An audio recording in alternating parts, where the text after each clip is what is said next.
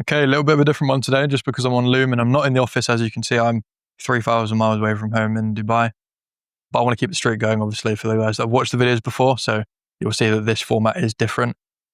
If you're new to the channel, though, my name is Reuben. Shears. I have an online funnel building agency that I'm kind of building and scaling in public in these daily update videos, trying to give you as much value as possible in a short snippet of time regarding kind of building funnels, right?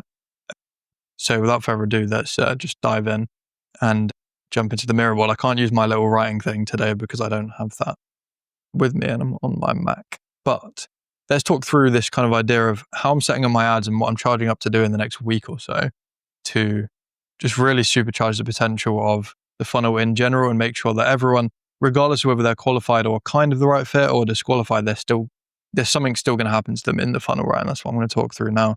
So we start with the creative, right? Here's where the most testing is going to happen, and the amount of money that we spend on ads is going to dictate how quickly we get to the result we want, right?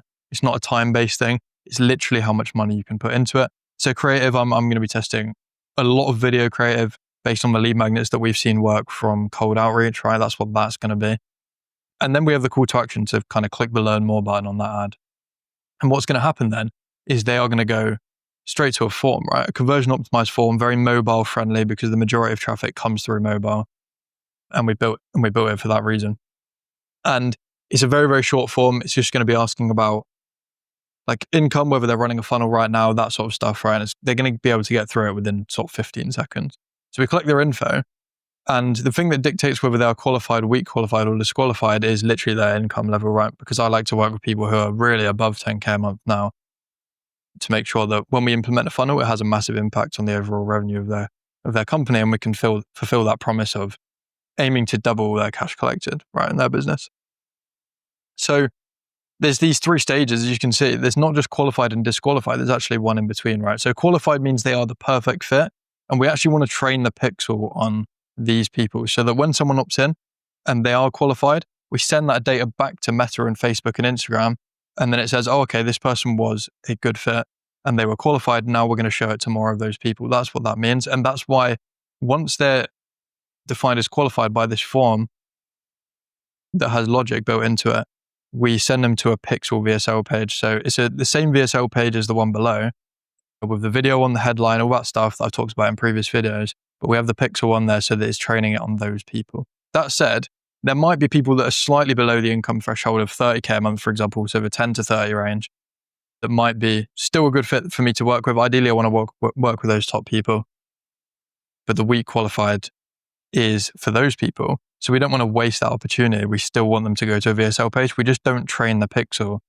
on that data, because otherwise we're going to be sending data back to Facebook that says these people are the right fit when really they're kind of the right fit, but not the perfect fit. And that's the idea there. Again, I can't take credit for that strategy. I learned that directly from my mentors. It's very, very clever in terms of just optimizing the ads for people that are the right fit, but not wasting potential of closed deals, basically. So obviously once they've gone to this VSL page, the call to action will be to book a call with me. It would be a one-to-one session breaking down their funnel and stuff, giving them some value. And if they think it's the right fit, then they can move forward. And that's the idea for that. That said though, there are people that will be disqualified by the funnel. So for me, in my case, it's under 10K a month.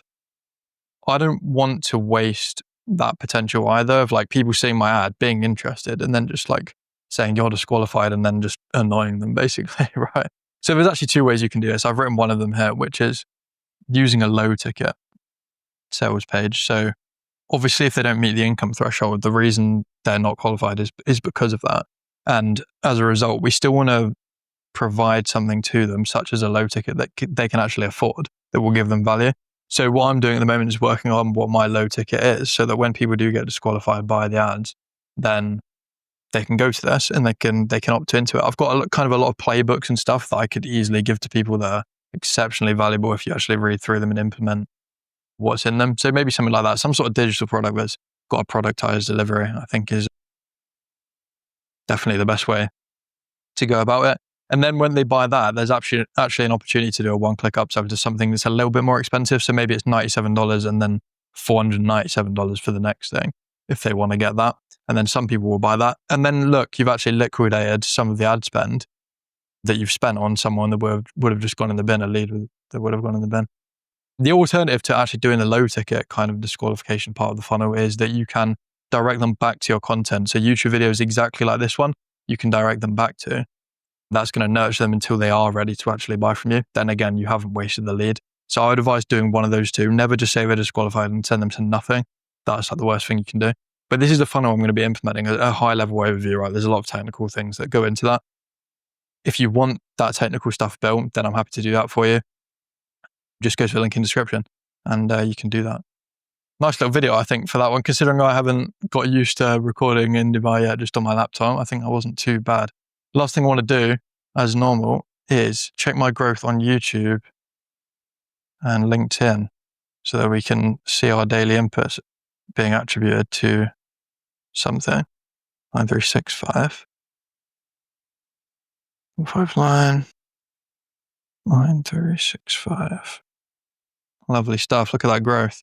And it looks even better on the laptop. It looks more steep because the aspect ratio is smaller, which is nice. So you can see that we have definitely grown over time due to our daily inputs. Lovely. Same for LinkedIn as well. Since I started tracking, we're at 7.8 and now we're 9.365 overall. Lovely. Cool. If you want to watch another one of these videos, then you can watch it on the screen. Like, I'm going to try and point to it. I think it'll be like that way. And then, cool, I'll see you in the next one.